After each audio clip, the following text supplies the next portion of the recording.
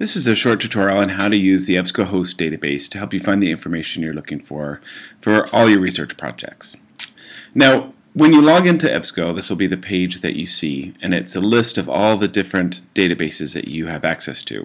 And many of these are very subject specific, so you can see there's health, and there's religion and philosophy, and film and television literature. So depending on your subject, you may select some of these more specific databases. The first two are really good all-purpose academic databases, so I would select those two. And depending on your subject, select the ones that are specific to your subject.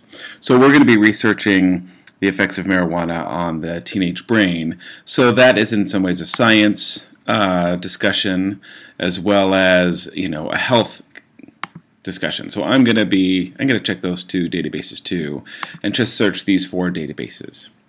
Then I'm going to enter in my Boolean search, and I'm going to do teenagers or adolescents, and then I'll do marijuana or cannabis and health. Let's see what that gives me. So you can see I have 1,000 hits, which is great. And what I'm going to do is I'm going to start sort of looking through these to see which are going to be helpful for me. Now, if I wanted to narrow these hits down because it's too many, I can look at some of the limiters on the side and look at some of the ways that I can make this number a little bit smaller.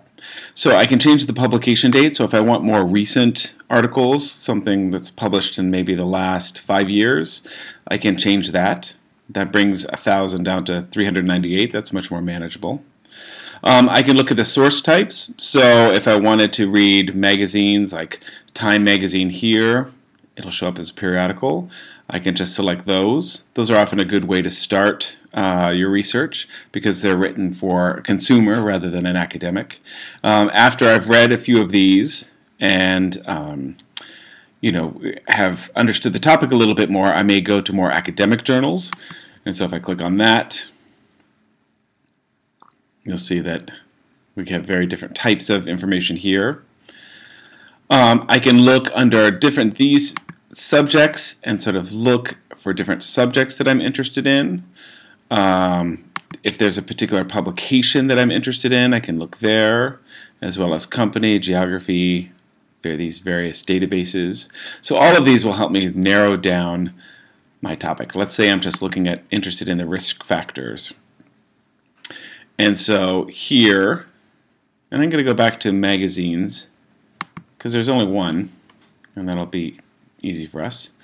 Now this is talking about tobacco use, so this is not as helpful for me. So what I'm going to do is go back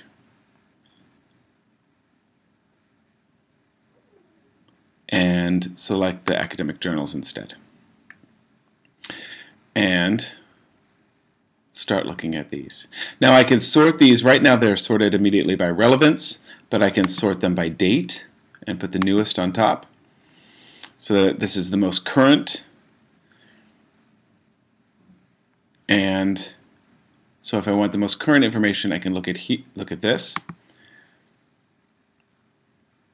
And again, when I click on any of these, I can look at the subject terms here to see if there's other things I want to add to my search terms.